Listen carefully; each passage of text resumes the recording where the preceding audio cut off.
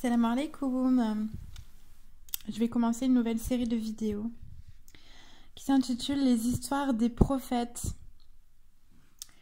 Et qui dit prophète dit le premier homme sur terre, Adam alayhi salam.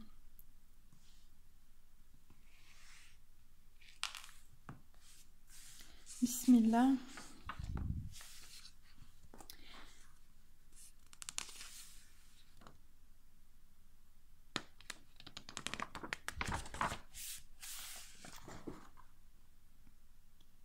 Les gens formaient à l'origine une seule communauté croyante. Puis, après leur divergence, Dieu envoya des prophètes comme annonciateurs et avertisseurs. Et il fit descendre avec eux le livre, contenant la vérité, pour trancher les divergences des hommes. Sourate la Vache, verset 213. Il n'est pas de communauté qui n'ait reçu un prophète, afin de l'avertir. Sourate le Créateur, verset 24. Adam, alayhi salam.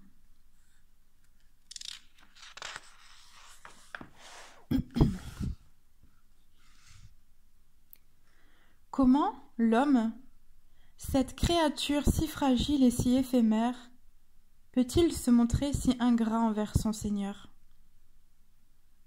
Lui, qui n'était point et que Dieu a tiré du néant, Dieu l'a façonné de ses propres mains, a insufflé en lui l'esprit de vie et a créé pour lui tout ce qui est sur terre et l'y a établi. Pourquoi Dieu le Très-Haut a décidé de placer l'homme sur terre? Cette question, les anges se la posèrent lorsque Dieu les informa. Je vais placer sur terre un khalifa. Les anges se permirent de poser une telle question à leur Seigneur pour comprendre la sagesse de la création d'Adam et de sa descendance et le secret qui leur fait mériter un tel privilège. Les anges craignaient aussi que l'homme, contrairement à eux qui glorifient et sanctifient sans cesse Dieu, ne fasse le mal sur terre et manque de respect au commandement de celui qui comble la création de ses bienfaits, Dieu, le Très-Haut. On raconte que les anges ne souhaitaient pas que de nouvelles créatures, en l'occurrence Adam, alayhi salam, et ses enfants, suivent les pas des djinns qui avaient peuplé la terre avant que Dieu n'y fasse habiter les hommes pour voir comment ils agiraient. En effet, les djinns furent les premiers à vivre sur terre, mais ils y semèrent la corruption, s'entretuèrent et firent couler beaucoup de sang. Les hommes étaient donc appelés à succéder aux djinns sur terre. Ils allaient aussi se succéder les uns les autres jusqu'à la fin des temps.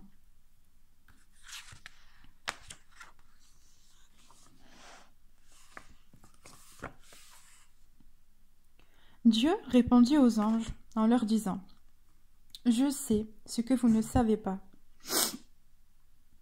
L'homme était appelé à remplir une mission dont Dieu le privilégia. Il jouirait des biens terrestres et disposerait librement de ce qui se trouve sur terre, mais avec la condition de le faire dans le cadre défini par Dieu et en mettant en œuvre les qualités dont il l'a doté, parmi lesquelles la raison et le cœur. Mais le but de la sagesse de la création d'Adam, alayhi salam, échappait à ce moment-là aux anges. Ces derniers ne pouvaient pas aussi savoir que parmi les enfants d'Adam allait se trouver l'élite de toute la création, que des reins d'Adam seraient issus des prophètes, des véridiques, des gens pieux, qui proclameraient la transcendance de Dieu et le glorifieraient. Certes, la majorité écrasante des humains serait faillible, mais il y aurait toujours dans leur rang des femmes et des hommes pour se rappeler Dieu et consacrer leur vie à lui. Dieu demanda ensuite aux anges d'aller sur terre apporter l'argile qui allait servir à la création d'Adam. Les anges ont dit que c'est l'ange de la mort qui réussit à mener à bien cette mission et ne se laissa pas attendrir par les demandes de protection adressées à Dieu.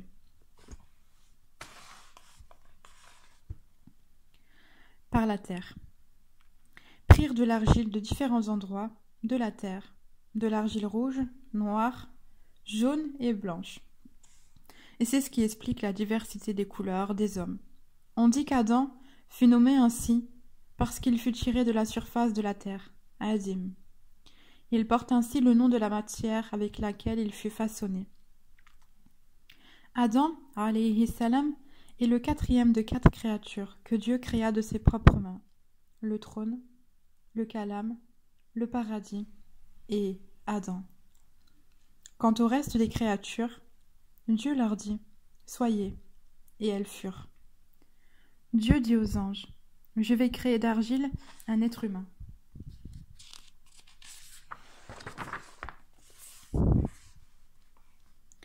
Et quand je l'aurai bien formé et lui aurai insufflé de mon esprit, jetez-vous devant lui, prosternés. Le vendredi, Dieu créa le père de l'humanité, Adam, dans la meilleure des formes. Ce dernier demeura dans l'état d'un corps d'argile, dépourvu d'âme, pendant 40 ans, de nos jours, ce qui correspondait alors à 1 heure du jour du vendredi. Voilà pourquoi Dieu dit dans le Coran, s'est-il écoulé pour l'homme un laps de temps durant lequel il n'était même pas une chose mentionnable? Sourate l'homme, verset 1. Lorsque Dieu insuffla à Adam, alayhi salam, de son esprit, le corps d'Adam se vivifia, et il ouvrit les yeux.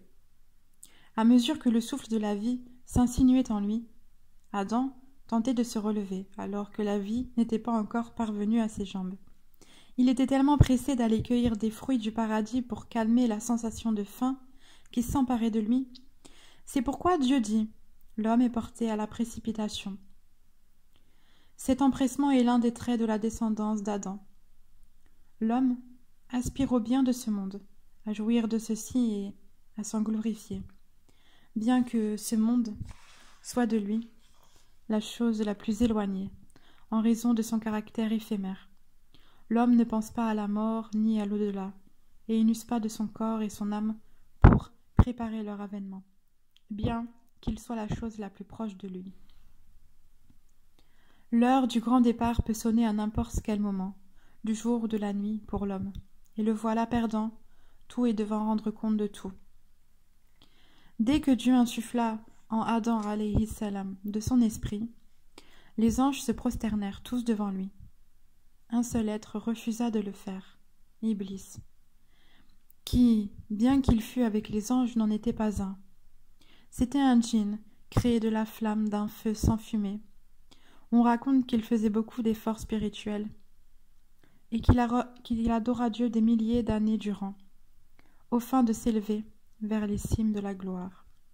Dieu l'institua comme le gardien le plus proche de la terre, et l'orgueil envahit son cœur. Il n'adorait pas Dieu par amour et dans le but de rechercher son agrément, mais pour gagner en notoriété spirituelle. Comme la créature peut-elle se leurrer au sujet de Dieu? Comment peut-elle penser que Dieu ne voit pas ce qui se trame, se meut dans les tréfonds de l'âme? Lui qui connaît parfaitement ce qui est en secret et ce qui est le mieux caché. Dieu connaissait ce qu'Iblis cachait en son âme, son arrogance et ses mauvaises intentions. Et si les anges appréciaient Iblis à cause de ses exercices spirituels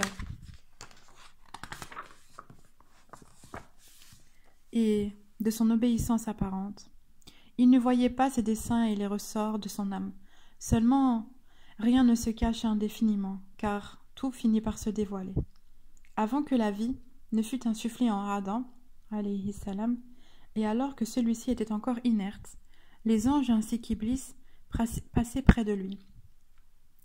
Et si les anges s'effrayaient à la vue de ce corps, qui semblait plus solide que le leur, Iblis, quant à lui, disait « Si autorité était donnée à cette créature sur moi, je lui désobéirais, mais si j'avais du pouvoir sur elle, je la ferais très certainement périr. » Dieu dit à Iblis « Ô Iblis, qui t'a empêché de te prosterner devant ce que j'ai créé de mes mains? T'enfles-tu d'orgueil ou te considères-tu parmi les haut placés? Je suis meilleur que lui, dit Iblis. Tu m'as créé de feu, et tu l'as créé d'argile. Dieu dit, sors d'ici, te voilà banni. Sur toi sera ma malédiction jusqu'au jour de la rétribution. Seigneur, dit Iblis, donne-moi un délai jusqu'au jour où ils seront ressuscités. Dieu dit, tu es de ceux à qui le délai est accordé, jusqu'au jour de l'instant connu. Par ta puissance, dit Satan, je les séduirai assurément tous, sauf tes serviteurs élus parmi eux. Et Dieu de conclure, en vérité, et c'est la vérité que je dis, j'emplirai certainement l'enfer de toi et de tous ceux qui te suivront. Iblis pensait que le feu était meilleur que l'argile, et qu'il était dès lors plus noble qu'Adam, et qu'il était injuste de lui ordonner de se prosterner devant ce qui lui est inférieur. Le sentiment d'orgueil qui se faufilait depuis quelque temps déjà en son cœur finit par transparaître et le perdre. Il l'aveugla au point qu'il oublia que c'est Dieu qui lui avait intimé l'ordre de se prosterner devant Adam. Suite à cette désobéissance qui dévoila la vraie nature d'Iblis, à savoir qu'il était foncièrement rebelle, jaloux, orgueilleux, prétentieux, et qu'il rejetait toute idée de récipiscence, de retour à Dieu. Dieu le Très-Haut le rendit désespéré de sa miséricorde. Iblis n'avait plus sa place au ciel, et il ne saurait un jour séjourner au paradis avec les serviteurs pieux. Car quiconque a dans le cœur un iota d'orgueil n'entrera point au paradis, nous apprend le prophète Mohammed sallallahu alayhi wa sallam. Dieu voulut montrer aux anges la prééminence d'Adam, alayhi salam, l'éminence de son rang auprès de lui et ses mérites. Il ancra en lui une connaissance et un amour de la connaissance sans limite. Il lui enseigna les noms, les qualités et les effets de toutes choses. Or, une telle connaissance n'avait pas été donnée aux anges. Dieu présenta ensuite aux anges les créatures, auxquelles correspondent les noms, apprit à Adam et leur demanda « Informez-moi des noms de ceux-là ». Mais ils furent incapables de poser quelque nom sur quoi que ce soit de ces créatures et reconnurent en toute humilité leur ignorance. C'est comme si Dieu voulait leur apprendre ainsi qu'ils ne sauraient connaître les choses invisibles et encore inexistantes, alors qu'ils ne peuvent pas reconnaître les choses qu'il leur présenta devant les yeux et qu'Adam put facilement identifier grâce au savoir que Dieu lui donna. Il ne convient pas aux anges, pas plus qu'aux autres créatures, de parler de choses qu'ils ne connaissent pas avec certitude.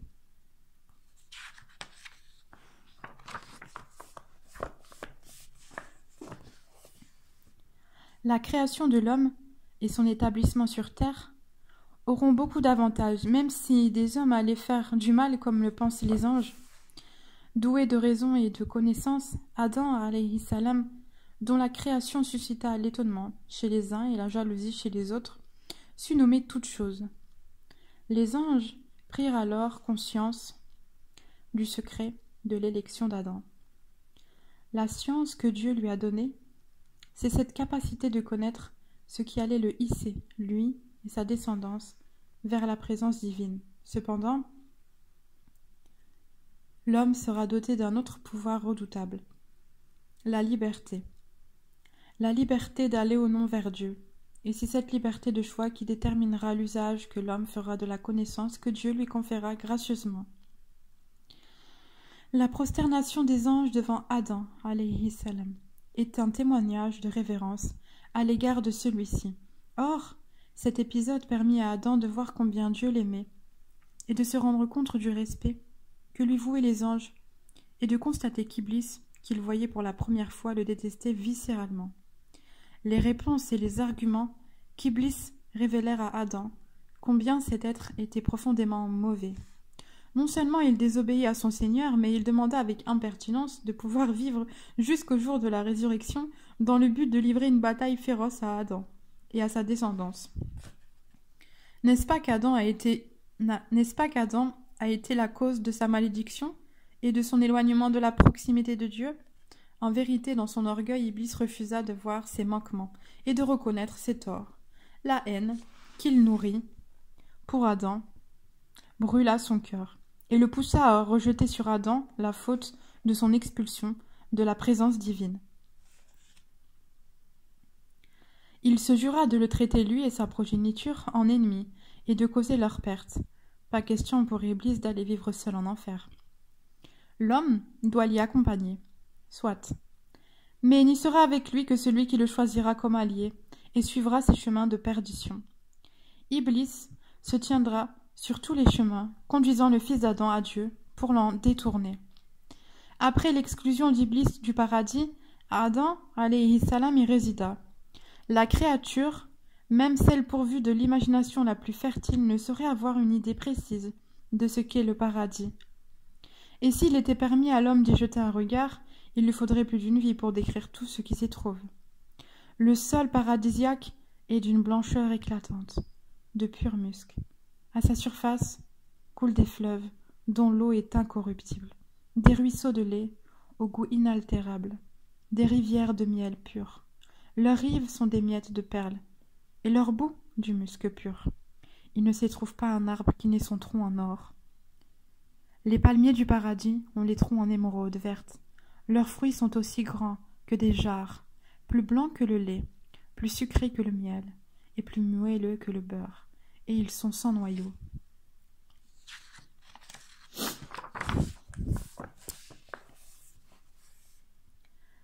Quand on cueille un fruit, un autre fruit pousse immédiatement à sa place. On y trouve aussi des lotus sans épines, des bananiers au régime bien fourni, et des fruits abondants, ni interrompus ni défendus, qui sont à portée de main. Il y a également au paradis un arbre dont un cavalier ne saurait franchir l'ombre en 100 ans. Adam, alayhi salam, établi dans la demeure de la paix, Dieu créa ensuite une femme, Ève, qui allait être l'épouse d'Adam. Voilà comment elle fut créée. Dieu plongea Adam dans un demi-sommeil, prit une côte de son flanc gauche et referma celui-ci. Il créa ensuite de cette côte, avant qu'Adam ne se réveille, Ève, auprès de laquelle celui-ci allait trouver repos. On rapporte qu'après la création d'Ève, les anges voulurent remettre à l'épreuve l'étendue du savoir d'Adam. C'est pourquoi, lui demandèrent-ils, « Comment s'appelle-t-elle, ô Adam ?» Il répondit, « Ève, Hawa. » « Et pourquoi donc, dirent-ils, se nomme-t-elle ainsi ?» Et Adam lui répondit, « Parce qu'elle a été créée à partir d'une chose vivante. » Dieu permit aux deux parents de l'humanité de vivre dans le paradis, où ils ne connaîtraient ni fatigue ni faim. Adam et son épouse devaient, cependant, prendre garde aux machinations d'Iblis qui vivait toujours au ciel et qui pourrait les tenter de les pousser à la faute et de les faire sortir du paradis. L'oubli, Adam fut appelé Insan, car il est sujet à ce mal, qui est l'une de ses faiblesses. Et le désir de la vie éternelle furent le cheval de Troie, par lequel Iblis réussit à faire succomber Adam. Iblis apprit à connaître Adam, étudia ses points faibles, et c'est ainsi qu'il découvrit la faille. Faible, oublieux, manquant de détermination, et hanté du désir de demeurer indéfiniment dans ce paradis, baignant dans le bonheur absolu que rien ne vient perturber, et où il menait la vie belle sans fournir le moindre effort. Adam finit, le temps s'égrenant et les paroles d'Iblis se faufilant et s'ancrant petit à petit dans son cœur, par faire ce qu'il ne devait pas, à savoir manger des fruits de l'arbre interdit. Iblis prit le temps qu'il fallait pour conduire Adam et Ève à baisser leur garde et à écouter ses susurrements. Il rusa tant et si bien qu'il amena Adam à consommer des fruits d'un arbre que Dieu lui avait interdit d'approcher. « Votre Seigneur, dit Iblis, ne vous a interdit cet arbre que pour que vous ne soyez pas deux anges, ou que vous ne fassiez pas partie de ceux qui possèdent l'immortalité.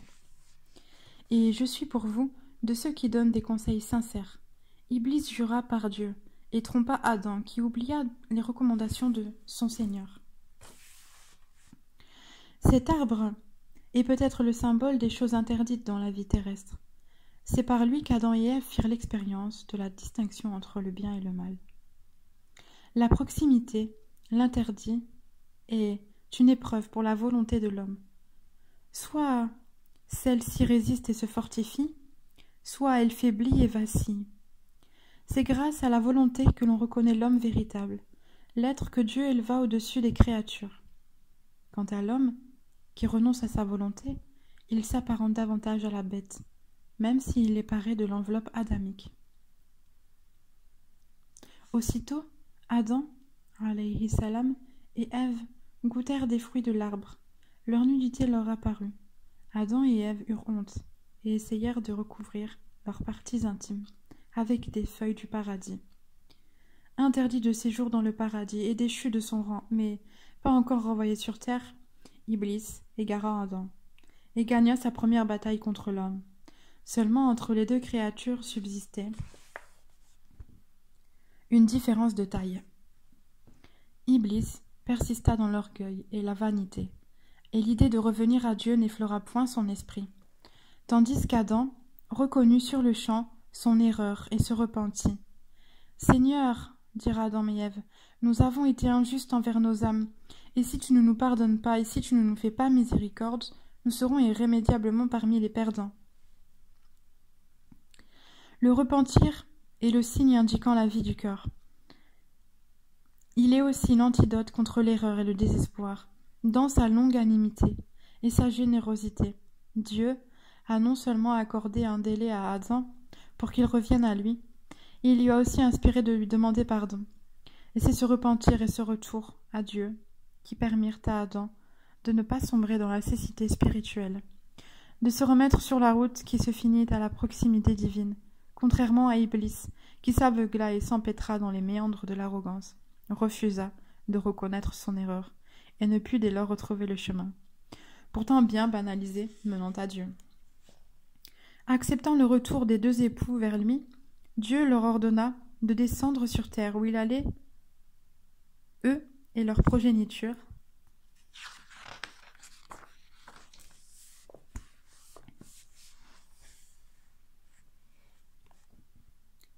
génération après génération, vivre jusqu'à la fin des temps. Ils n'y manqueront de rien, mais ce sera pour eux et leur descendance une demeure d'épreuve, un lieu de combat incessant contre Iblis et ses alliés,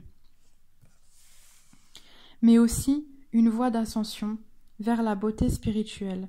L'issue de ce périple terrestre sera le paradis pour les bienfaisants et l'enfer pour ceux qui se détourneront du rappel, refuseront de lever les yeux au ciel, de s'élever par effort contre soi, se laisseront séduire par les susurrements enjoliveurs, les mensonges grotesques et les promesses trompeuses d'Iblis, lesquelles assaillira l'homme de toutes parts pour l'empêcher d'être reconnaissant pour les bienfaits que Dieu lui accorda. Si Iblis devait être traité par Adam et sa descendance comme ennemi, c'est en raison de son impiété, son orgueil et son projet et ses efforts visant à éloigner les hommes de Dieu. Cela ne veut pas dire que tous les djinns sont à traiter de la même manière, car il en est parmi eux des croyants et des gens pieux. Le Coran indique cette vérité lorsqu'il mentionne que les djinns crurent en la prophétie du dernier envoyé, Mohammed. Ces djinns traitèrent même Iblis d'insensé, car il disait des faussetés au sujet de Dieu. L'inimité que nourrit Iblis pour Adam et sa descendance n'a d'autre motivation que l'envie et l'orgueil.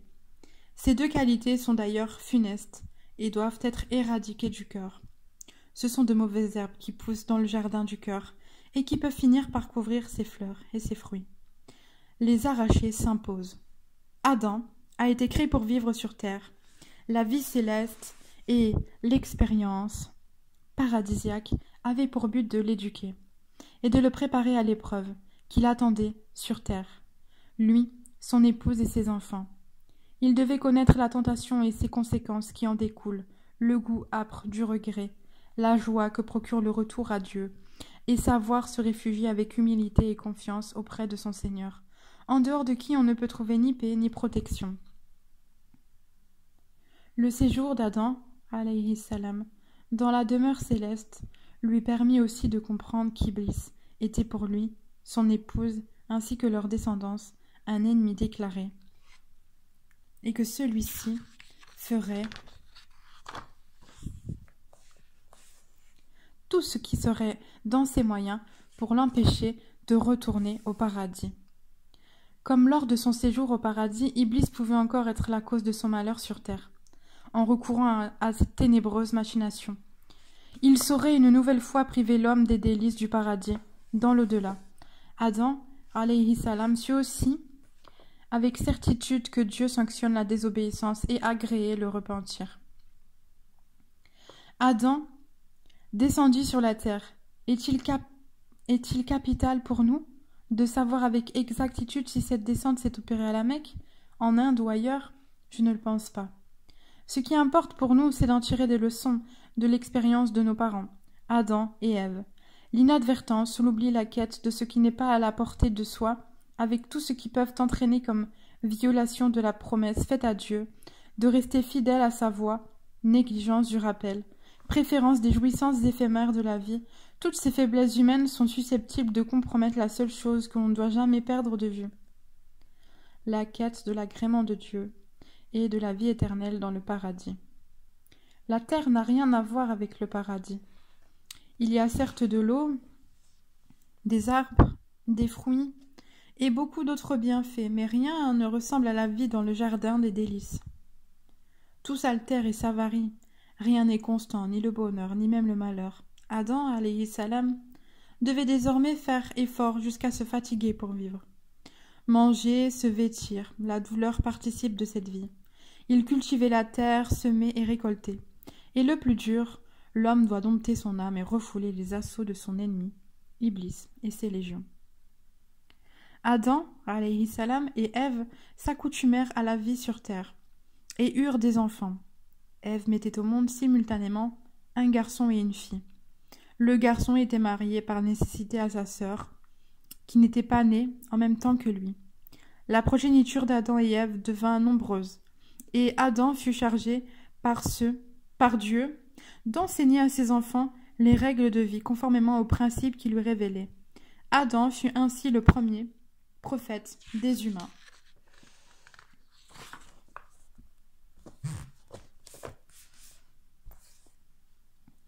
Adam alayhi salam fut aussi le premier homme à faire le pèlerinage vers la Kaaba. On raconte cependant qu'il ne s'agissait pas de la Kaaba que nous connaissons, mais de la Kaaba céleste que Dieu fit descendre sur terre, pour honorer Adam. Cet édifice demeura sur terre jusqu'au déluge, où Dieu ordonna aux anges de l'élever vers le ciel.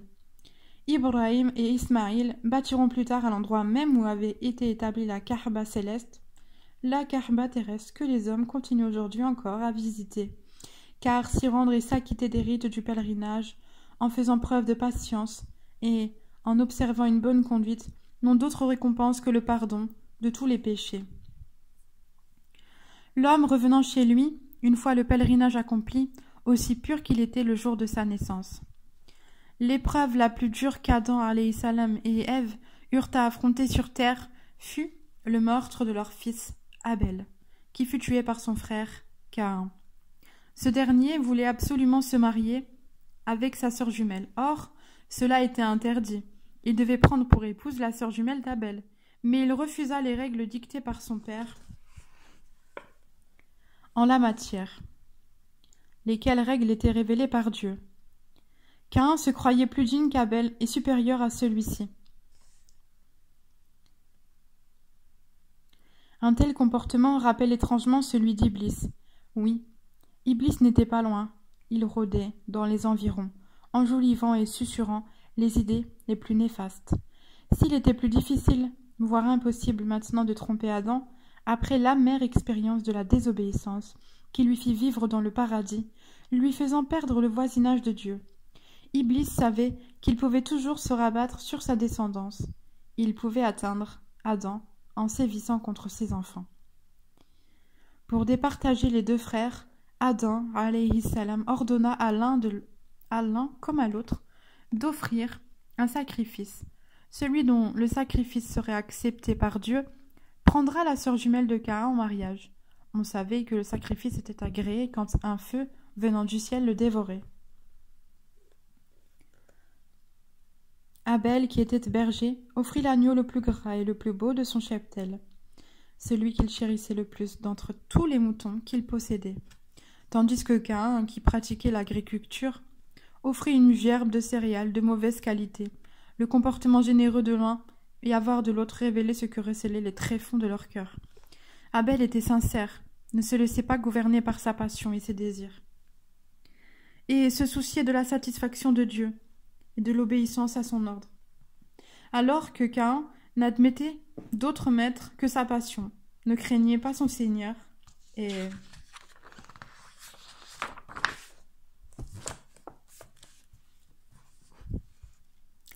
recherchait pas vraiment sa proximité, ce qui explique la médiocrité de son offrande. L'offrande du premier fut agréée, et celle du second rejetée. C'est que Dieu n'accepte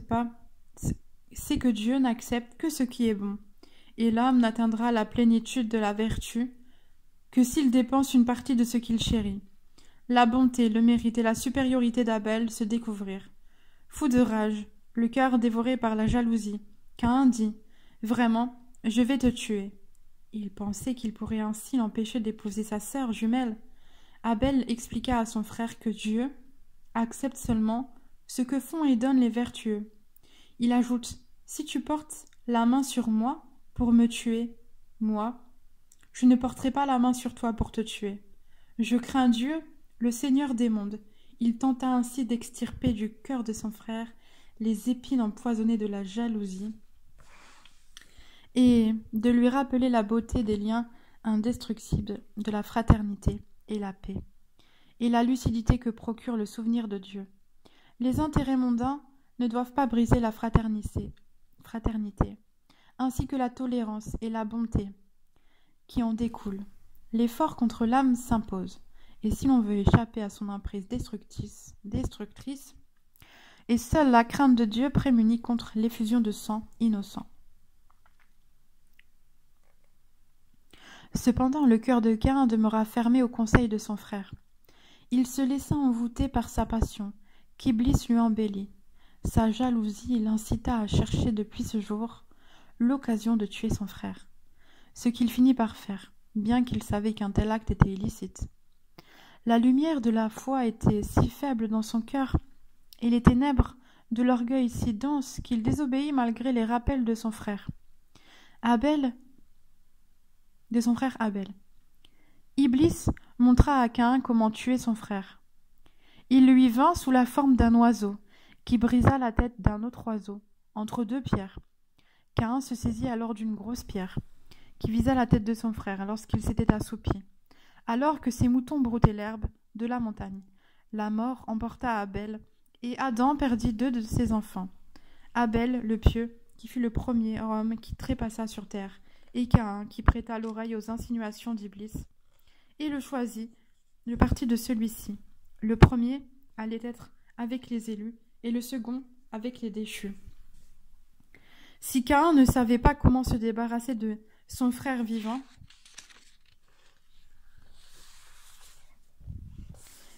il ignorait également comment se défaire de sa dépouille après lui avoir ôté la vie. Craignant que le corps de son frère soit dévoré par les bêtes sauvages, il le chargea sur ses épaules et parcourut la terre. Combien de temps le corps inerte d'Abel resta sans inhumation, on ne sait pas au juste. Toujours est-il qu'un jour, Caïn vit 2 corbeaux se livrer combat. Lorsque l'un des 2 oiseaux tomba mort sous les coups violents de l'autre, le vainqueur creusa un trou, y jeta le cadavre de sa victime, et le recouvrit de terre. Dieu montra ainsi à Caïn comment enterrer son frère. Caïn perdit ce jour-là tout, aussi bien cette vie puisqu'il allait vivre avec le souvenir de son forfait, que la vie de l'au-delà, car il n'était pas d'âme tuée injustement sur terre sans que Caïn en porte lui aussi la responsabilité. Car c'est lui qui institua le meurtre dans ce monde. Cependant, Caïn ne regretta pas son geste, parce que celui-ci était une désobéissance. Sinon, un tel regret aurait été accepté par Dieu, qui l'aurait couvert de son pardon. Caïn regretta son meurtre seulement parce qu'il ne lui fut d'aucune utilité, et lui valut la colère de ses parents et de ses frères et sœurs. Caïn fut le premier homme sur terre à perdre contre Iblis. Il fut défait, et le mal prit en lui le dessus sur le bien, car il se soumit à sa passion et à ses désirs, et tourna le dos à son Seigneur. Quant à Abel, il sortit vainqueur de son combat contre Iblis, tenant fermement les rênes de son âme, désobéissant ainsi à ses caprices. Si le bien inné en lui, comme en tout homme qui vient du... Ah, j'ai du mal à lire là. Ouh, bismillah. Si le bien inné en lui, comme en tout homme qui vient au monde, domina le mal pour lequel toute âme humaine est également prédisposée, c'est parce qu'il fit preuve de détermination, et il n'oublia pas le pacte en le liant à son Seigneur. L'adorer et vivre sur terre en se souvenant constamment de lui et en prenant garde à la tentation d'Iblis. Après cet épisode tragique, Adam alayhi salam pleura son fils mort, et son cœur fut la proie de la tristesse, car il venait de perdre en vérité 2 de ses fils, Abel et Caïn. Il pria sur Abel et reprit au cours de sa vie, car la vie ne s'arrêta pas. Il y a tant de choses à faire. Adam devait apprendre à ses enfants et ses petits-enfants le sens de la vie, leur rappeler la miséricorde de Dieu, l'exigence de la rectitude, vivifier en eux le souvenir du paradis, les mettre en garde contre Iblis, passé maître dans l'art de la tromperie. Il leur racontait sa vie au ciel, décrivait le paradis, sa verdure, ses fruits, ses odeurs, ses fleuves, le bonheur d'y être et la quiétude qui y règne, la douceur de la compagnie des anges dans les sphères célestes, etc. Les années sur terre s'écoulaient avec leur lot d'épreuves, leurs instants éphémères de bonheur. Le poids du temps marquait le visage d'Adam. De jour en jour, il dépérissait. Ses os le supportaient à peine et sa tête blanchissait. L'heure du grand départ sonna. Dieu envoya des anges avec un linceul du paradis pour couvrir la dépouille d'Adam, entouré de ses enfants. Adam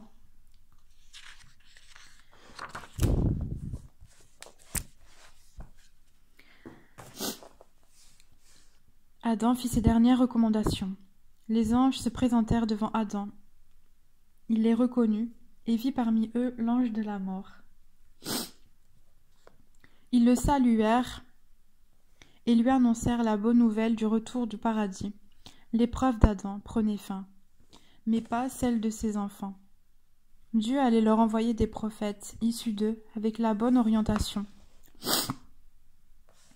Celui qui la suivra n'aura rien à craindre dans l'au-delà et ne connaîtra point l'affliction, tandis que celui qui s'en détournera pour suivre ses penchants et les appels séduisants et trompeurs d'Iblis, il ne se repentira pas, connaîtra une fin malheureuse et récoltera dans la vie dernière le fruit amer de ses manquements, et pour avoir préféré la vie de ce monde périssable à celle éternelle qui suit la mort.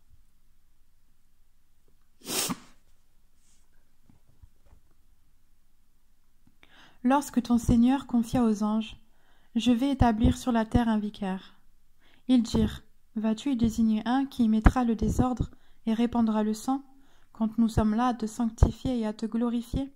Il dit « En vérité, je sais ce que vous ne savez pas. » Il apprit à Adam tous les noms de toutes choses, puis il les présenta aux anges, et dit « Informez-moi des noms de ceux-là, si vous êtes véridiques, dans votre prétention que vous êtes plus méritant qu'Adam. » Ils dirent « Gloire à toi, nous n'avons de savoir que ce que tu nous as appris. » Certes, c'est toi l'omniscient, le sage. Il dit « Ô Adam, informe-les de ces noms. » Puis, quand celui-ci les eut informés de ces noms, Dieu dit « Ne vous ai-je pas dit que je connais les mystères des cieux et de la terre, et que je sais ce que vous divulguez et ce que vous cachez ?» Lorsque nous demandâmes aux anges de se prosterner devant Adam, ils se prosternèrent, à l'exception d'Iblis, qui refusa, s'enfla d'orgueil, et fut parmi les négateurs. Et nous dîmes, ô Adam, habite le paradis, toi et ton épouse, et nourrissez-vous-en de partout, à votre guise, mais n'approchez pas de l'arbre que voici. Sinon, vous seriez du nombre des injustes. Peu de temps après, Satan les fit trébucher et sortir du lieu où ils étaient. Nous dîmes alors, descendez du paradis, ennemis les uns des autres. Et pour vous, il y aura un lieu de séjour et de jouissance temporaire. Puis Adam reçut de son Seigneur des paroles, et Dieu agréa son repentir, car c'est lui certes l'accueillant au repentir. Le miséricordieux, nous dîmes. Descendez d'ici, vous tous. Toutes les fois que je vous enverrai un guide, ceux qui le suivront n'auront rien à craindre et ne seront point affligés. Ceux qui ne croient pas et traitent de mensonges nos signes, ceux-là sont les gens du feu, où ils demeureront éternellement. Et c'était une partie du Coran, sourate 2, versets de 30 à 39. Et voilà, c'est la fin de l'histoire d'Adam. Rendez-vous, prochaine vidéo pour le prophète Idriss. Portez-vous bien jusque-là. Salam alaikum.